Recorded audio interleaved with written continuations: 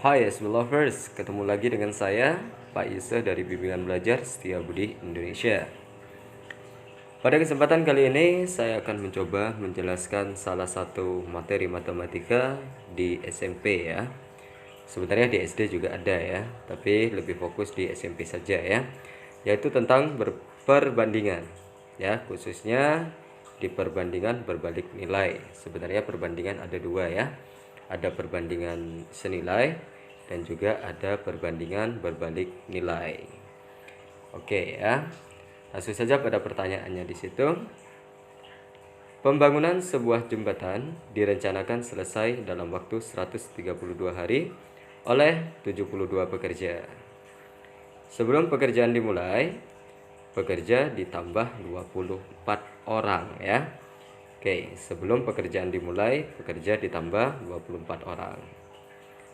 Waktu untuk menyelesaikan pembangunan jembatan tersebut adalah titik-titik. Nah, ini merencanakan suatu pekerjaan ya akan selesai kapan, maksudnya seperti itu ya. Karena materi ini perbandingan berbalik nilai, maka bagaimanakah cara menyelesaikannya? Oke. Yang pertama di situ adalah kalian buat dulu tabel ya, dimana di situ kalian bisa tuliskan hari dan juga pekerja, karena dalam pertanyaannya ya di situ pembangunan sebuah jembatan direncanakan selesai dalam waktu 132 hari ya kan, kemudian oleh 72 pekerja. Nah, jadi di tabelnya bisa kita tulis hari dan pekerja. Jadi itu yang pertama ya. Harinya 132, sedangkan pekerjanya 72. Nah, yang jadi kunci dari soal ini adalah kalimat kedua. Sebelum pekerjaan dimulai, pekerja ditambah 24 orang. Nah, itu jadi kuncinya ya. Ingat, sebelum pekerjaan dimulai, pekerja ditambah 24 orang.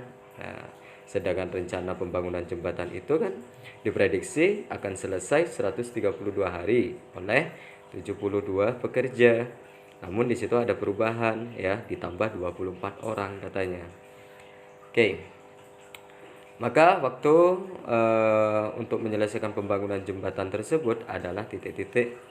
Kira-kira gimana cara mengerjakannya ya? Kita kembali ke tabel itu ya. Harinya 132 ya, selesai dalam waktu 132 hari kalau pekerjanya itu jumlahnya 72.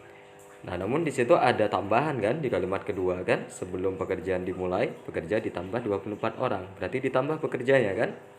72 sebelumnya, kemudian ditambah 24, yaitu sama dengan 96. Jadi jumlah pekerjanya 96.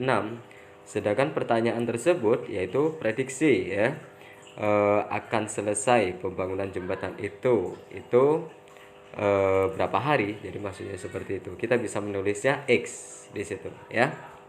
Seperti yang saya katakan tadi, perbandingan itu ada dua, yaitu ada perbandingan senilai dan ada perbandingan berbalik nilai. Namun kita fokus pada berbalik nilai. Kemudian gimana kita bisa tahu itu perbandingan senilai atau perbandingan berbalik nilai? Caranya adalah perhatikan di tabelnya itu ya. Yaitu 132 ke X ya. Itu kira-kira bertambah atau berkurang ya, lebih cepat selesai atau lebih lama selesainya. Jadi seperti itu ya. Oke, untuk membuat kalian paham, kalian fokus pada pekerjaannya saja ya.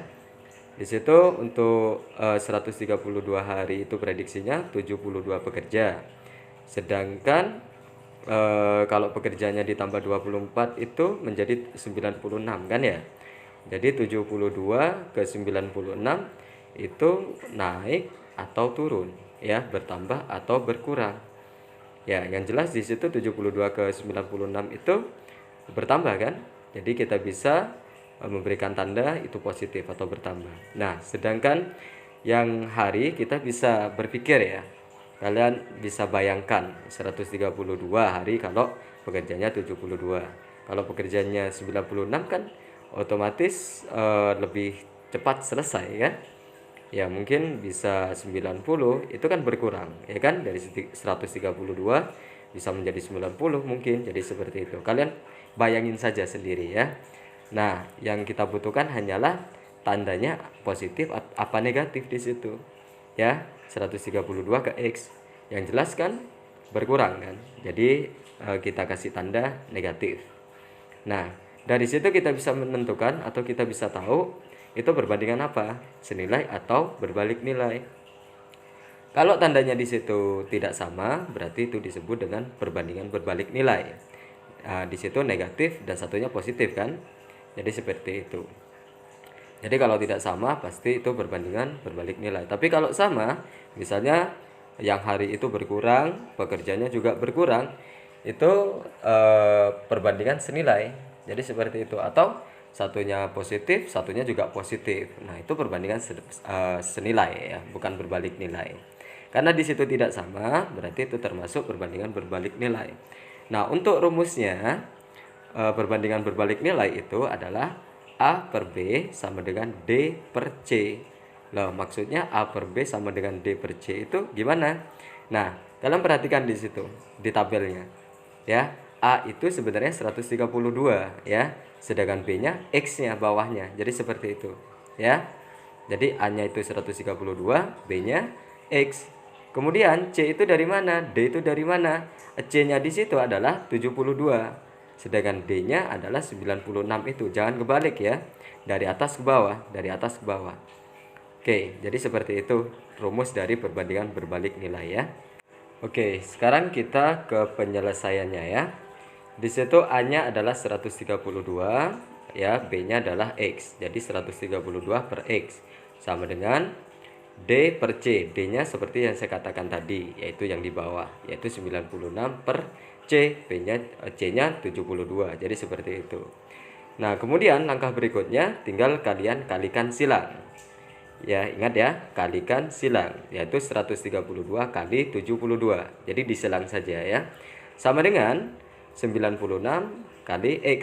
Nah, jadi seperti itu, disilang ya. Kemudian kita hitung 132 kali 72 itu menghasilkan 9504. Sama dengan 96 kali X itu kan 9X, 96X ya. Jadi seperti itu. Kemudian kalian langsung perhatikan yang tulisan di samping itu ya, yaitu 9504 per 96 sama dengan X ya. Jadi seperti itu saja ya. Oke, dari mana itu?